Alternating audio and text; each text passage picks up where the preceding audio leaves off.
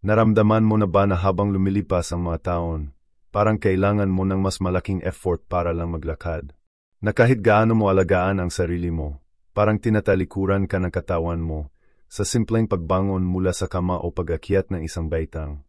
Paano kung sabihin ko sa iyo na ang sagot para may balik ang lakas sa iyong mga binti, ang iyong pagkilos at maging ang iyong kalayaan, ay nasa isang bagay na kasinlit ng kayang hawakan ng palad, at mas mura pa kaysa sa isang tasa ng cup. Sa loob na maraming dekada, ibinenta sa atin ang ideya na ang pagtanda ay kaakibat ng kahinaan, gamot at mga limitasyon. Tinuruan tayong tanggapin ang tungkod, pananakit ng kasukasuan at pagkakadapa bilang bahagi ng edad. Pero paano kung mali lahat ng iyon? Paano kung ang tunay na kulang sa katawan mo ay hindi edad, kundi isang partikular na bitamina, na madalas binabaliwala ng mga doktor, hindi alam na karamihan sa matatanda, at pinapalitan na lang ng gamot na tinatakpan lang ang sintomas? Ang totoo, mayroong isang natural na sangkap, madaling mahanap at abot kaya, na kayang baliktarin ang mga sintomas na madalas nating tinatanggap bilang normal kapag lampas na sa 70. Isang bagay na sobrang makapangyarihan na kayang baguhin ang iyong balance, tikas at maging ang postura mo. At ang pinakagulat, kaya ito ng lahat, pero halos walang nagsasabi nito. Hindi rin nakakapagtaka, dahil may industriya na kumikita sa kahirapan mong maglakad. Bawat segundo ng video na ito ay parang susi. Ang susunod na pangungusap ay maaring mabago ng lahat. Baka ito na ang pagitan ng patuloy mong paghingi ng tulong sa pagtayo, o ang muling paglalakad na may kumpiyansa. Malalaman mo kung bakit maraming matatanda ang muling natutuwang lumakad ng walang takot, sa simpleng pagdagdag lang ng bitamina na ito sa araw-araw. Pero kapag nilaktawan mo ang kahit isang bahagi, baka ma-miss mo ang detalye na siya mismong magdadala na tunay na resulta. Maghanda ka, dahil ang matutuklasan mo ay hindi lang simpleng tip sa kalusugan. Isa itong malaking pagbabago. Isang bagong simula, at magsisimula itong gayon, sa isang simpleng bitamina na matagal ng hinihiling ng katawan mo. Isipin mong magising sa isang normal na umaga, susubukang bumangon sa kama at bigla ka na lang bumagsak. Walang babala, walang sakit, walang oras para bumalans. Yan mismo ang nangyari kay Ginoong Arnaldo, 74 taong gulang. Palaging aktibo si Arnaldo, araw-araw siyang naglalakad papuntang panederia, mahilig siyang mag-alaga ng halaman. Pero nung araw na yon, hindi na sumunod ang katawan niya. Nadulas siya sa banyo at ilang oras siyang nakahandusay mag-isa, hanggang dumating ang anak niyang babae. Nagbago ang lahat, ang kalayaan, ang tiwala sa sarili, ang araw-araw na routine. Lahat gumuho sa ilang segundo. Naranasan mo na rin ba yan? Sa kasamaang palad, hindi nag-iisa si Arnaldo. Ayon sa World Health Organization, isa sa bawat 3 matatanda na lampas 65 anyos ay natitisod o nadadapa kahit isang beses sa isang taon.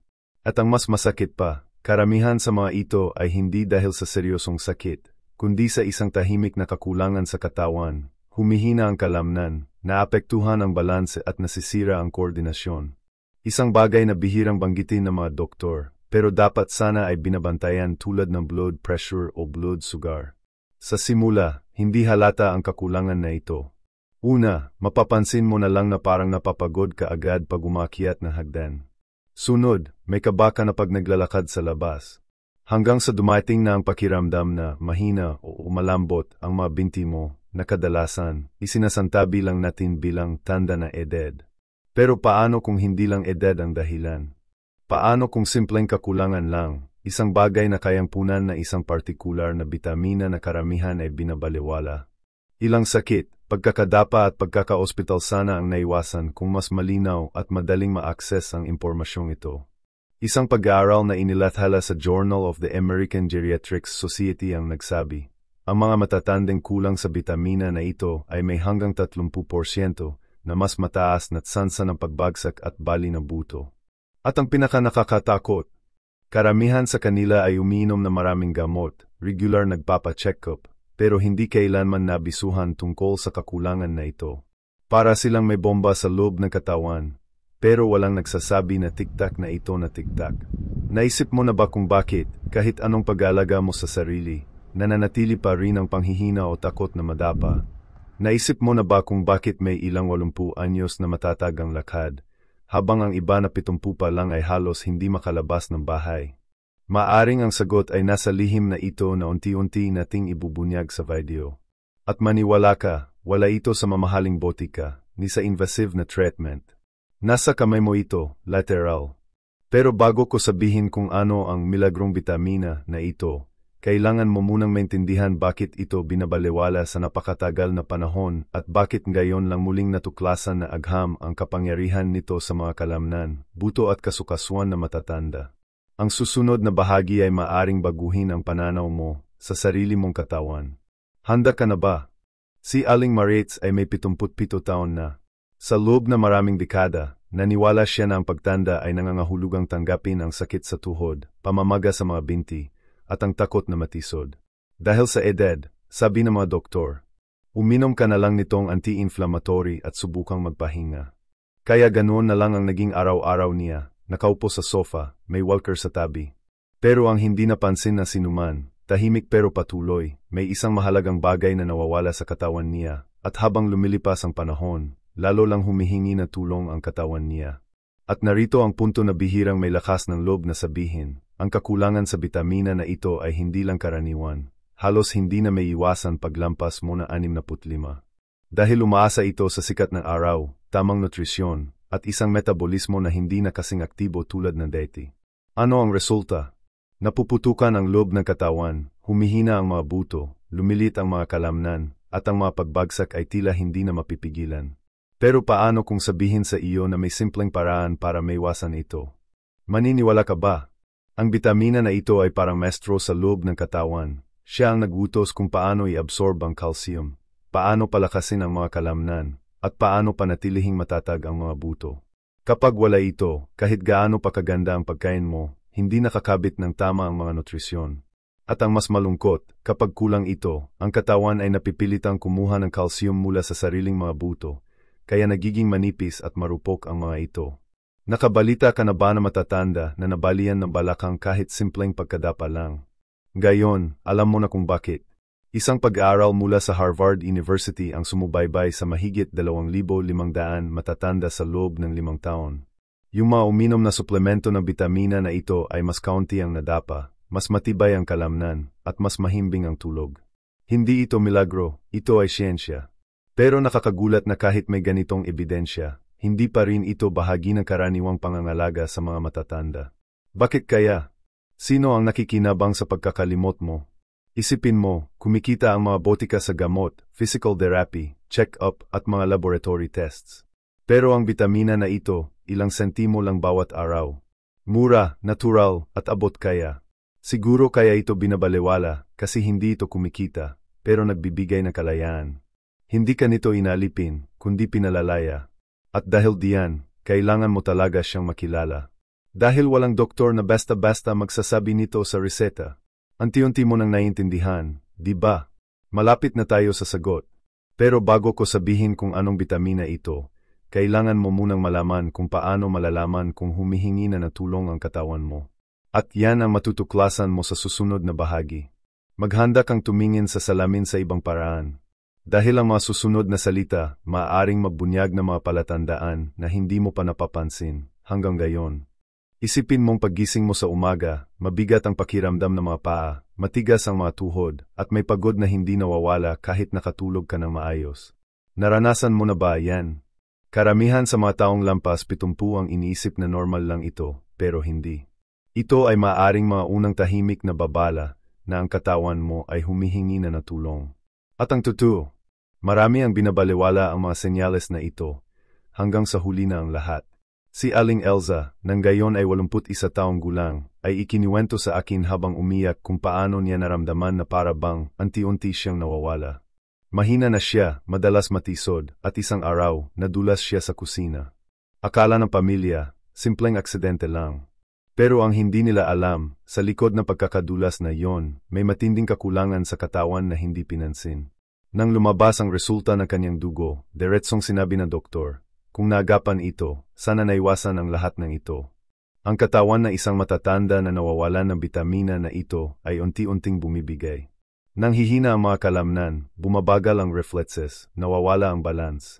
Pero hindi lang yan. Konektado rin ito sa mood, sa resistensya ng katawan, at pati na rin sa memorya. Naisip mo na ba na yung lungkot na walang dahilan, yung sipon na ang tagal gumaling, o yung salitang laging nasa dulo ng dila mo pero di mo maalala, baka iisa lang ang pinanggabalingan? At ang pinakamasakit, walang kirot ang kakulangan na ito. Walang lagnat, walang pantal, walang pasa. Tahimik nitong sinisira ang katawan mula sa loob. At kapag lumabas na ang unang sintomas, karaniwan ay pagbagsak o pagkabali ng buto. Madalas ay huli na para pigilan ang pinsala. Para bang sumisigaw ang katawan, hindi mo ba napansin ang mga babala na ibinigay ko? At sa sandaling iyon, ang takot at pagsisisi ay nagsasama. Ilang beses mo na bang naramdaman na bumabagal ka sa paglalakad, nawawalan ng gana lumabas ng bahay, o natatakot umakyat ng hagdan? Ilang beses mo nang naisip, siguro dahil matanda na ako. Pero paano kung sabihin ko sa iyo na hindi kailangang maging ganito? Na may mga tao na higit 80 anyos na lumalakad pa rin, sumasayaw, at nakangiti dahil pinakinggan nila ang sarili nilang katawan at kumilos. Sa susunod na bahagi, malalaman mo kung ano ang makapangyarihang bitamina na ito, paano ito gumagana sa katawan, at bakit ito ang maaring maging pagitan ng pagiging dependent at pagiging malaya sa pagtanda. Pero tandaan mo, hindi ito isang milagrosong pangako. Ito ay siyensya, pag-aalaga, at maaring ito ang sikreto na matagal mo nang hinahanap. Huwag mong palampasin ang susunod. Dumating na ang oras ng katotohanan. Ang katotohanan maraming tao ang hindi alam, at tila ayaw ipaalam ng mga sistema ng kalusugan. Ang bitamina na makakatulong sa isang nakatatanda na makalakad ng mas maayos, may kumpiyansa at lakas, ay hindi matatagpuan sa mamahaling gamot o mga komplikadong paggamot. Ang pangalan nito ay bitamina E, ganon ka-simple. Pero huwag kang palilin lang, kahit simple ang pangalan, napakalakas na epekto nito. Ang bitamina E ay higit pa sa bitamina ng araw.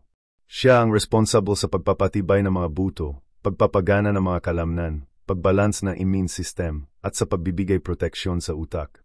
Sa madaling salita, tumutulong siya sa mga pinakamahinang aspeto ng kalusugan sa pagtanda.